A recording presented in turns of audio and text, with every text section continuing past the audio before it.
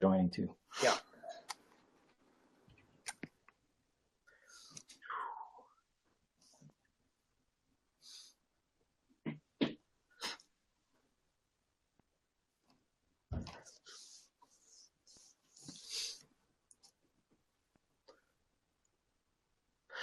All right, well, we are Facebook Live, and today we are going to be doing our very first interview on Facebook Live. You've been listening to me talk about certain topics every time we've done this on Sundays, and today we're going to try something a little different. So I'm just waiting now for a few people to join us. So I'll keep an eye out. Please, when you do join, say hello and let me know if you can hear me. We had a broadcast a couple weeks ago where my sound wasn't working. So hopefully this time everything is working perfectly.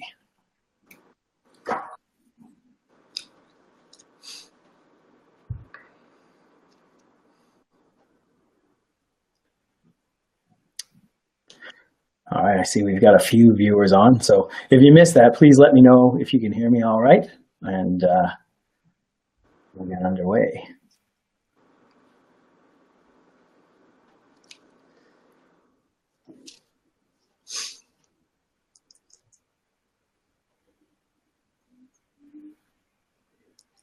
Hey, look at that. Oh, all of a sudden a bunch of comments started bouncing up. Well, Rick, let's hope so. Let's hope so. I think this is going to be a good interview for sure. A lot of people have shown interest in it since we let people know that we were going to do this. So fantastic. And Rick says we're loud and clear. So we're good to go. Hi, Suzanne. Thanks for joining us. Elizabeth, thank you for joining us as well. I know you're familiar with our topic today and our celebrity interview. And Phil says loud and clear, so that's fantastic. Well, thank you very much for joining us, everyone. And we're going to, without further ado, we're going to begin today. Well, let me first start by saying, if you've been to our website, you're going to notice that it's not working very well. We just launched our 12th anniversary special on Friday, and we crashed our server. So on one hand, that's really interesting and in a way, I guess, cool. But on the other hand, it's really terrible because now we've got to upgrade to a new server. And I'm hoping we can get this done today, but I don't really know how long it's going to take. So bear with us. We are working on it as quickly as possible, and we will have a new server and hopefully never, ever, ever have to experience a crash again. So that's some news for you, and that's about it for that. And now we're going to get on to speaking to IPA powerlifting champion, also bodybuilding champion. He's been with the AG Army now for about 4.5 years. Without further ado, here he is, Mr. Rene Leger. Rene, welcome. Hi, Chris. Thanks for having me. You are the very first interview that we've had on Facebook Live, and I'm looking forward to lots more of these interviews. Well, we'll see how this one goes. Oh, yeah, definitely awesome. Awesome, man. Well, it's really, really great to have you here. What I'm going to start with, maybe you can tell us about your latest powerlifting victory. You can tell us the details of that, because this is like really, really exciting stuff. Yeah, absolutely. For the last 25 years, I've been kind of concentrating on bodybuilding, and all of a sudden this powerlifting journey kind of started. I know most of you guys know how it started. It started by a $100 bet on Facebook, and with Greg Doucette, one of my AG teammate. And let me tell you, that just blew it out of proportion after that. I just wanted it as much as, I wanted to win, basically. I wanted to go and qualify for Worlds, and that's exactly what I did. October came, I went to Nationals, got the qualifying toll to bring me to the Worlds. And after that, I was suffering a little bit of injuries and stuff, and just kept pushing. And as soon as I got closer to the Worlds, then you know what? I knew I had a chance to win this thing. So you went to Worlds, and you not only I'm guessing you exceeded your own expectations. Well, absolutely, because you never know what's going to happen, right? I dropped 12 pounds of water from Thursday to Friday, not knowing if my strength was going to be affected at all, because this is one of the first time I do this. When you lose water doing bodybuilding, strength is not an issue because you're not really in the gym the next day. So for powerlifting, I really didn't know how my body was going to react or how much strength I was going to lose. But to be honest with you, like once I regained that water and got my weight back where it was supposed to be, and I started feeling really well, like I just performed that day to my best. Like, I mean, I even exceeded the numbers that I was actually pulling in the gym at the same body weight. So that was pretty exciting. So what did you actually do that day? Like, what did you actually accomplish that day? Maybe you can tell us about the weights that you pulled and the awards that you got at the end of the day. Okay, perfect. So I started with the squats, ended up with the 655 squat. We were actually going to go for 685 or 680 in the range. On my second squat, I kind of hurt my right leg, so we kind of brought it down a little bit, and we kind of played with the number because I knew I wanted the total, the record for the all-time Canadian record. So we just kind of had to be strategic a little bit and try to play with the numbers because I was already like 20, 30 pounds short on my squat of what I was supposed to get. So I got a 655 on squat, which I was really happy about that. My bench press got a 451 pound bench press, which was pretty impressive considering the fact that I've been healing a shoulder injury for the past 3 or 4 months before that, right after the meet in October. And I just started benching pretty much 3 weeks before the Worlds, again, to try to get that bench back up. So I'm really pleased about that. And my deadlift, well, that's what won the whole thing, basically 684 pounds deadlift. That was my biggest deadlift that I've ever done, either in the gym or on the platform. So really excited to be able to say that right now I'm the all-time Canadian at 198, the strongest man. So it was pretty exciting. Yeah, that's super cool to have that title. And I know we were at Atlantics that weekend. We had a booth, and you came by later on that evening. I think the powerlifting event was in Yarmouth, correct? In Amherst, yeah. In Amherst, right? And then you came up with your trophies, and one of the trophies was a belt, which I picture. I think I'm holding it, which is pretty bold. I'm holding it in the Instagram. That's pretty cool, like a wrestling belt. I think that's one of the coolest trophies I've ever seen. Yeah, we're really excited to get a trophy like that, especially like I'm going to get it framed and I'm going to be putting it in my son's room. So it's very special for him to have and to keep with him for the rest of his life. So it's pretty cool that I get to keep that belt.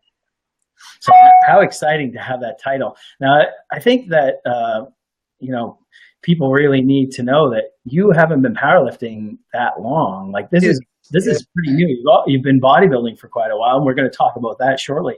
But powerlifting was brand new. Like you said, it started with a bet. I remember that because I remember being part of that thread. I thought it was awesome that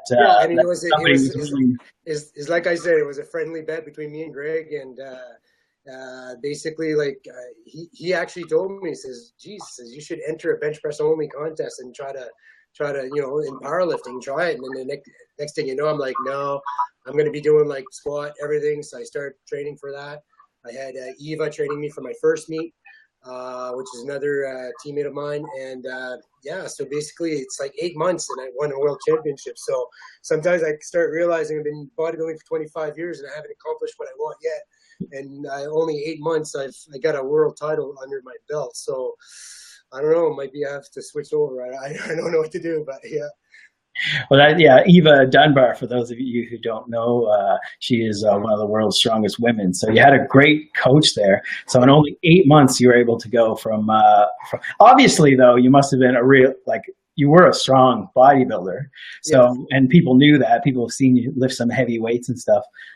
Did powerlifting ever come into your consciousness, or were you just happy to be like a strong bodybuilder? No, to be honest with you, like even before like this, like, I did squats. I never did deadlift pretty much like in my bodybuilding career. Squat was maybe sometimes, but not very often. It's not something that I actually included in my training. Now I'm telling you right now, all the 3 lifts are in my training full time.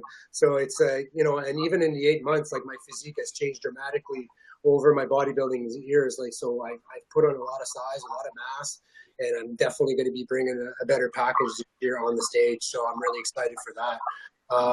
So yeah, like I was saying, like Eva trained me for my first meet, and after that she was kind of busy with her own thing, doing the Arnolds and all that stuff. So I kind of like trained myself, because actually, to be honest with you, Worlds was it was a give and go. Like I didn't even know if I was going to do it because of my shoulder injury.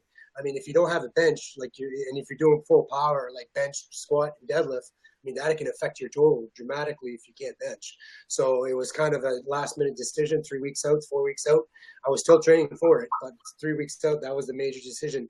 And I'm like, I was close to the title, close to the number at 212 pounds, but I had to do it at 198. So anyways, we got her done.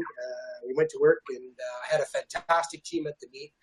Nick Chapman, Nathan, Brown was there. When I hurt my leg, they were all over that. They were like wrapping my leg, unwrapping it, wrapping it, unwrapping it, just try to get new blood in there between lifts, massages. Let me tell you, I was struggling that day. So thanks to them that I was able to do my other 2 lifts. It does seem that powerlifting is, I mean, it's all individual sports. Bodybuilding is individual, powerlifting is individual, but there always seems to be like a team behind it, somebody helping out. And I did notice, you know, I've been to a few powerlifting meets. I have to say the camaraderie at powerlifting meets is kind of unrivaled in just about any other sport. I mean, these are the guys that you're competing against. And correct me if I'm wrong, but it seems like they're rooting for each other just as much as they're like happy with their own successes. Is that accurate? You're absolutely right. You nailed it right on the button right there. Like, I mean, I've done both sports, like, 25 years in bodybuilding and only 8 months in powerlifting. And I did 2 meets. And let me tell you, when you're backstage and your competitor that's right beside you is cheering you on for you to lift that weight. In powerlifting, it's either you lift it or you don't. You know what I mean? That's what it is. If you're strong enough, you're going to lift it. If you're not, you're not. In bodybuilding, I find it's a lot of like click, and you know what I mean. Like it's really individual. I would say maybe a little bit more selfishness in bodybuilding. And not to down the sport. I love the sport and I have the biggest passion for the sport. But comparing the two, the camaraderie out of powerlifting just blew me away. Like everybody's in the stands, everybody's in the front of the stage cheering you on. They want you to lift that weight. They want you to get that record. So I was really, really impressed on how this sport really evolves. Yeah, and we know that you're passionate about bodybuilding because anyone that's followed you, you know, your next goal, because you made this huge accomplishment in powerlifting in such a short period of time. Your bodybuilding progress has been really good too, and now your next goal, come hell or high water, it seems, is to earn an IFBB pro card.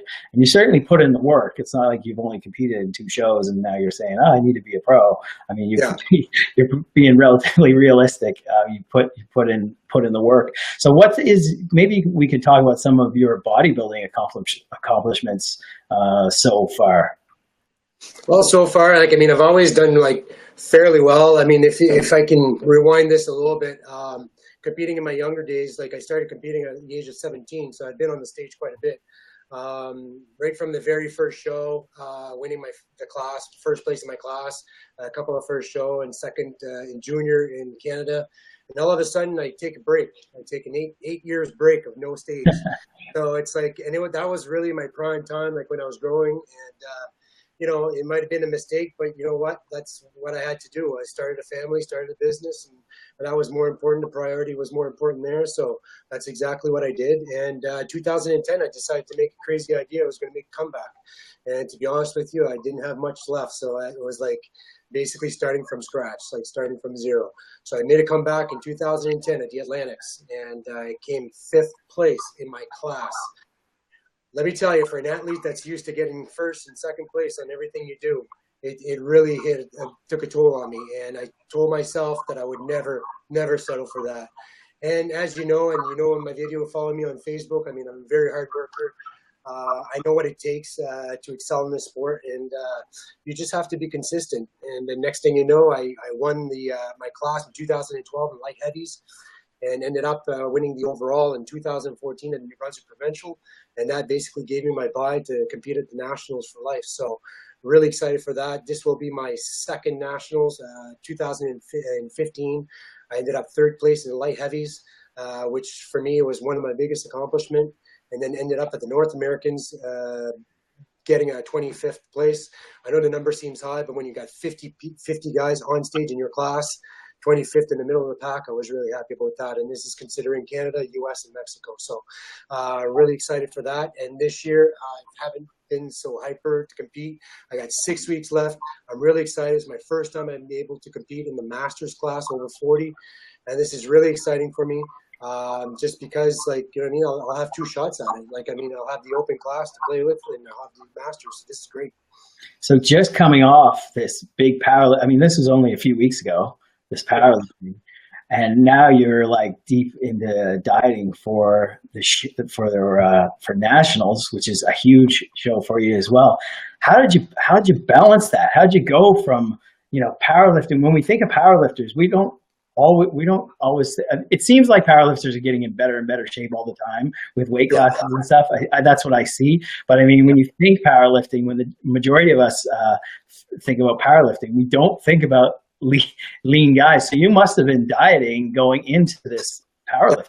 That's absolutely right. You nailed it right there as well. Like, I mean, you know what it takes to compete at a national show. I mean, you can't diet 6 weeks out, right? You got to make sure you got 16, 17, 18 weeks, depending on what. So for me, what happened is I had to start getting ready for my nationals. So I started dieting, and next thing you know, my weight was getting close to like 212, 213. And then I started thinking, geez, what if I drop my water and hit that 198 class and try to get that record? So that's exactly what I did. So let me tell you, like, the leaner you get, yes, you lose strength, but if you train wisely and you know how to train, for the last month, before my world championship, I always kept my weight the same, so at 212. So it was pretty much the same weight all along. So for a whole month, I trained and I knew what I can do at that weight.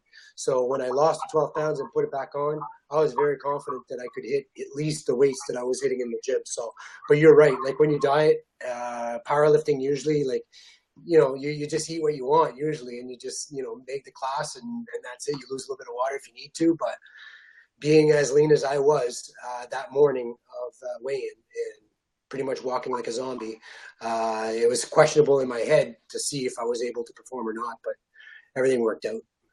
Yeah, I'd say that's an understatement. Everything definitely worked out. So you were keeping at the 212, which is that the next weight class up? Because you went down to 198. Was that in your head all along? Like, I'll get down to 198, or did you just have? No. No, because like, you know, like, bodybuilding has always been my #1 passion. So in my head, when I did nationals in October, I was a 220 class. So I never cut weight, never did anything. So I just did a 220 class. And this time here, I was like the same thing. I was just going to go into 220 class, not affect my bodybuilding that much.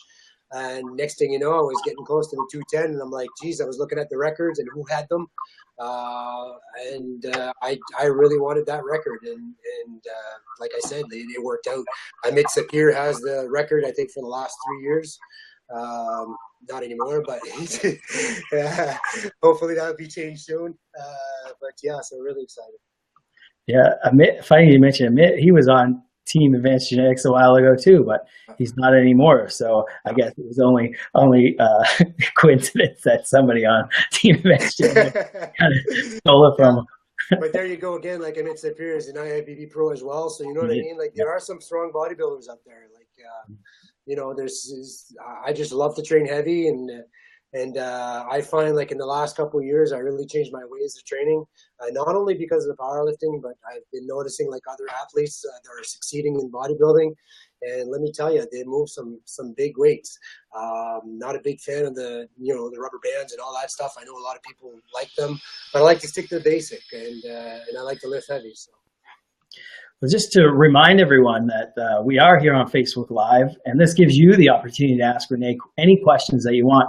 So feel free to ask them, and we will do our very best to get to them and answer them. And of course, you know, this will be posted again on Advanced Genetics TV, which is our YouTube channel, and it will exist in perpetuity, I guess, on my Facebook page. So please feel free to share it if you know anyone else that maybe would have liked to watch this interview but didn't get the opportunity. You can tag them or share it to your page and let them know that they can come on and watch this anytime, because this is pretty interesting. It's not very often that you get to do a live interview with an athlete on any sort of media. So we're taking advantage of this Facebook Live. And if you like this, let us know, because we have other athletes that we like to talk to and other experts in the sport of bodybuilding that we'd like to speak to, and experts in fitness and health and everything else. So please make sure that that you give us some feedback so we know that this is all worthwhile.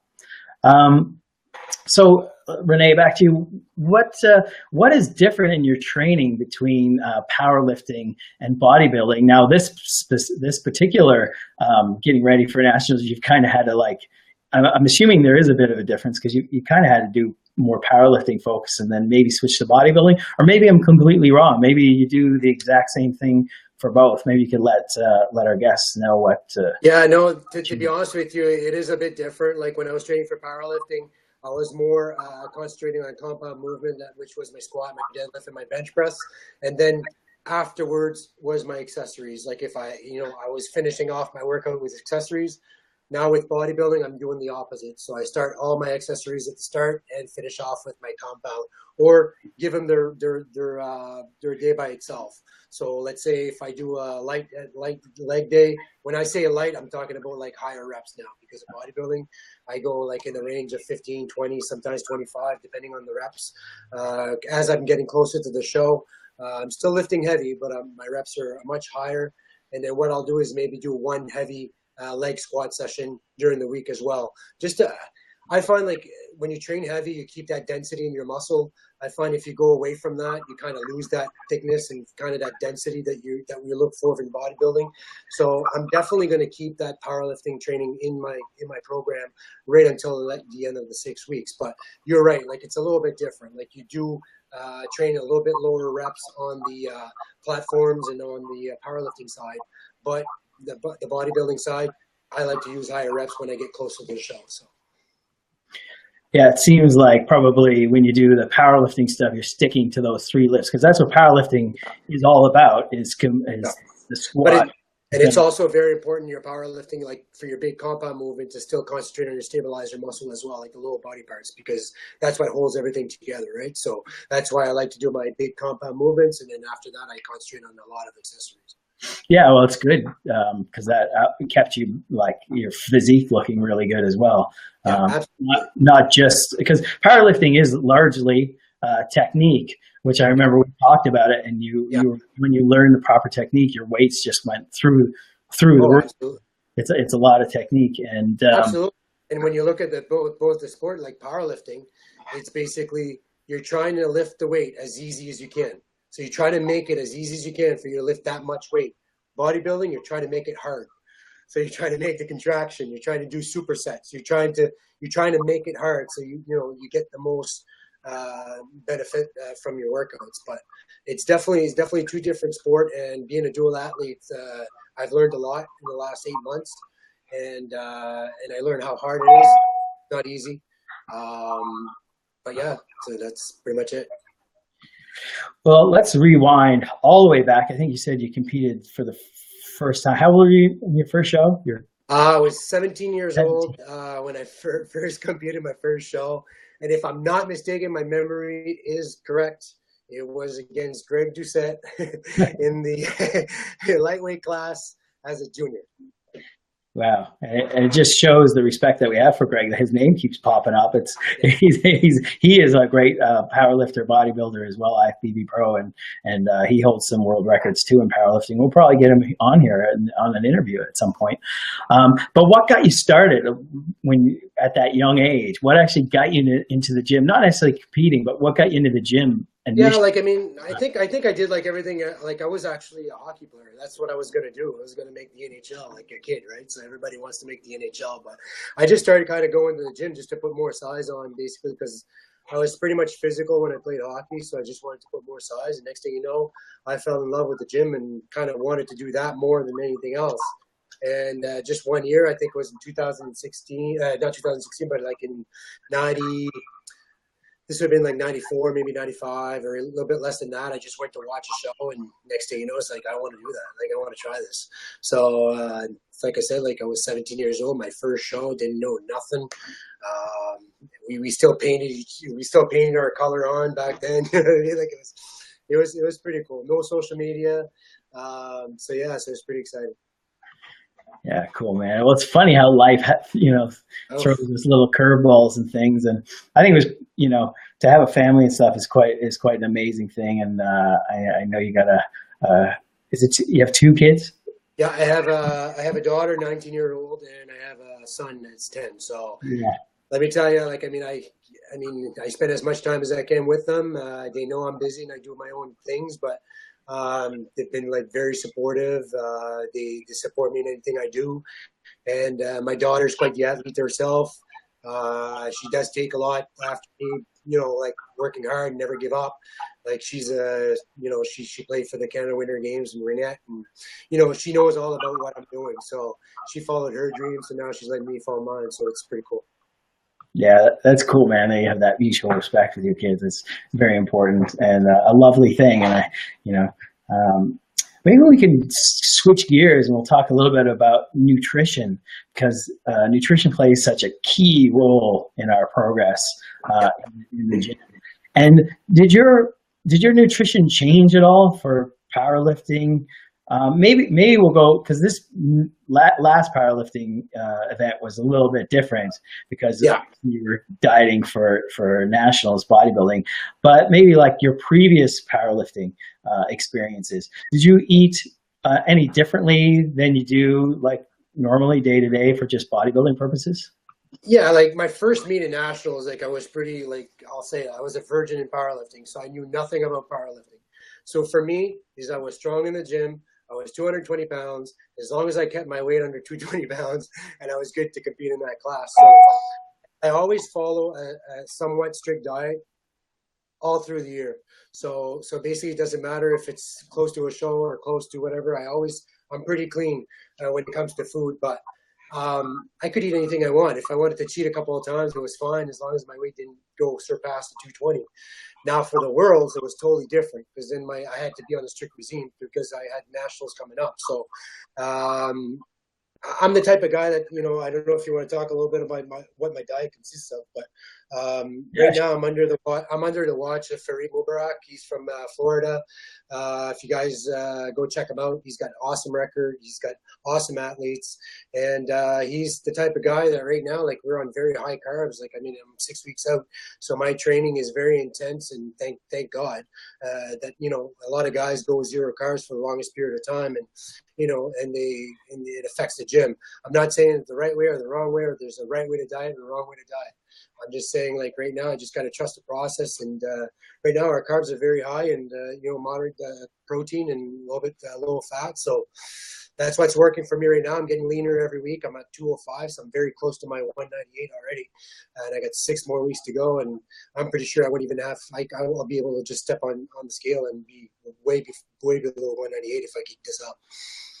Yeah, I think you're one of the guys that do really well on higher carbs, and I have to Yeah. say it's a bit of a testament to your because what I find is that a lot of the guys that can do higher carb tend to have the predisposition to being very good at sports. They just utilize carbs really, really well, Yeah. and you happen to be one of those guys. You say you're eating high carbs. I bet there's a couple people out there who wonder what is high carbs for you. What's Right now, I'm probably even like right now at 6 weeks out, I'm probably close to the 500. So 500 to 550, depending on certain days. So for me, 500 is pretty high. I don't know if you watch my videos, but I mean, when I train, I mean, my trainings is pretty intense. Doesn't matter if I don't feel like training or if my body's down. I mean, I'm just coming off right now a lung infection and a sinus infection. And my workout, I mean, yeah, they were down a little bit, but let me tell you, the intensity was still there. So I do when I train, that's for sure. and how many days of the week are you training now? And what's your split? Right now, my schedule, right now my schedule is 6 days a week, and 1 full day is off, like no cardio, no training, and I fully rest. Like what I mean, like I try not to do much. I try to get my body back in order to start for the next day, next week. But I try to get in the gym about 6 days a week. So yeah. Wow, I know you're training every body part like once a week now that you're back to bodybuilding type training. Yeah, so right now it's once a week. The only thing I do extra is I do my compound movement an extra one. So basically, if I do legs, I'll do one session of squats in that week as well. So you almost like training legs twice. but it's not a full workout. It's just squats and my bench press as well and my deadlifts as well. So I add one more workout in there, but no accessories on that particular day, just my heavy lifts. Okay. And did that change much from your powerlifting, or was that kind of how you were training for the powerlifting meet too? Powerlifting was kind of the opposite, because I was more doing the compound and the heavy lifts and then kind of adding my accessories a little bit in there. So it's like kind of the opposite. Yeah, that makes total sense.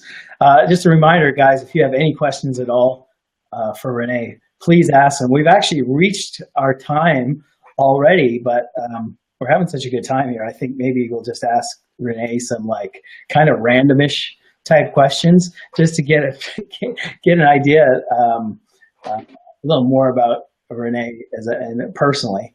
So Rene, what do you do in your spare time? Doesn't sound like you have a whole lot of spare time between working and I know what you do for a living. You work full time, Yeah. and then training and preparing meals and everything else. Is there time for anything else? I'll be honest with you. The last 5 years, I definitely dedicated my life to this. I don't go out. I don't party. I don't drink. Basically, it's 100% on this sport. I mean, I spend time with my kids. That's my time away from my sport. But yeah, I work full time. I'm a supervisor at Canada Post, and besides that, after that, I go to the gym, meal prep, and not only that, but I train 15 to 20 clients as well. So I'm keeping busy with that as well at night when I get home and hop on my computer and do my updates and all that stuff. So I keep a very good communication with my Rick. Where's the carbs? Yeah, exactly. So Rick's one of my clients. He's been with me for almost a year now, a little bit more, and he's lost over like 200 pounds. Very proud of him. He's doing really well. So yeah. Incredible. And we're going to get people stick around because right at the end, we're going to get all Rene's contact info. So if you would like to work with him, we're going to give you some detailed information on how you can get hold of him. So here's another kind of randomish question, Rene. What's your favorite movie? My favorite movie? Geez, I'm a big Marvel fan. I would say probably The Avengers with the Hulk. Okay, right on. And that kind of brings us into the next question. If you had one superpower, what would that superpower be? Read people's mind. Oh, I thought you were going to say super strength, but I guess you already have it. What am I thinking right now? Yeah. What is your biggest pet peeve? And maybe we'll limit that to like, what's your biggest pet peeve in the gym? Oh, geez, I've already talked about this one. My biggest pet peeve is when somebody walks in the gym with the 4-liter jugs of water and with a hoodie on, with the headset on top of the hoodie. That really gets to me. I mean, I don't care if you're, I don't know. I just don't see I know people like to be, I don't know. Let's leave it at that. That's one of my biggest pet peeves. Yeah, I guess I know what you mean. Maybe it's trying to be a persona, unless that's your real persona. That's really who you are. Exactly. A lot of people see a magazine ad and go, that's how I want to look when I go in the gym. So you can feel it when it's not sincere. Final question for you. Who is your biggest inspiration? And this can be from the fitness world, or it can be just in general in life. Well, definitely my biggest inspiration is definitely my kids. Like, I mean, I was the type of guy that, before I had my kids, like, I mean, I did whatever the hell I want, partied, did all that stuff. And as soon as I met my daughter, like, I mean, that just totally changed my life. So yeah, absolutely. Like, they're the biggest inspiration for me. I want to make sure that I'm there, a good father for them, and good role model, show them the steps. I mean, this world, I'm telling you right now, this world's a crazy world, and for our kids to grow up. So I'm just happy to be able to be there for them and be a good role model for them and guide them. So yeah, so they're definitely my kids. Awesome, man. Well, that's really inspirational. That's nice to hear. All right. So people want to get hold of you. They want to either have you do diets for them or training programs for them, or they want to catch up with you, see where you're training. So maybe they can try to jump in for a workout with you. Maybe you can let us know the easiest ways to get hold of you. And people, I'll write this in at the bottom. later on. So yep. You can contact me either via Facebook or my email at rlfitnesscoach@gmail.com. So if you ever have any questions or anything like that about my personal training or even training in general, you can definitely contact me through there. And I train at United Performance. That's probably the gym that I train the most, and Good Life as well. So, yeah, so hook me up. And you're on Instagram as well. Yeah, I'm on Instagram at Rene_Hulk. You can find me there as well. Follow me. I'm very interactive in my social media. If you ask a question, I'll definitely answer you. I like to interact with people that follows me. So, yeah. Awesome, man. Well, Mo wants to see a pose now, but I don't think we're gonna do that today. Or probably anytime soon. I don't feel like getting destroyed publicly, but I appreciate the offer, Mo. Is there anything that you'd like to leave people with? Well, absolutely. I mean, as you know, Chris, been with AG for 4 years. I'd just like to personally thank you for everything you've done for me. You've always had my back. So, AG, let me tell you, I'm gonna die an AG soldier. So, thank you for everything you do. Awesome, man. Well, thank you for everything you do. I really appreciate you having being here for our very first Facebook Live interview. I'm really happy with how it went, and yeah, it was an honor to have you as the premier guest. So thank you very much. Awesome. All right, man. Have a great day. All right. You too. Right. And everyone else there, I wish you guys all the very happiest of Sundays. Thank you for joining us today. And as I've said already, please, if you know of anyone that would like to watch this video or any of my videos, please tag them in this, and please feel free to share this as much as possible. Our goal is to get out as much information on health, fitness, bodybuilding, et cetera, that we can. And I appreciate your support in that. So once again, I wish you all the very best. Thank you for joining us on this Sunday afternoon. I know there's some other things you could be doing, and the fact that you chose to join us here means a lot. Have a great day and a great week. Till next Sunday at 1 p.m. Atlantic Standard Time. Chris Johnson. Hoorah!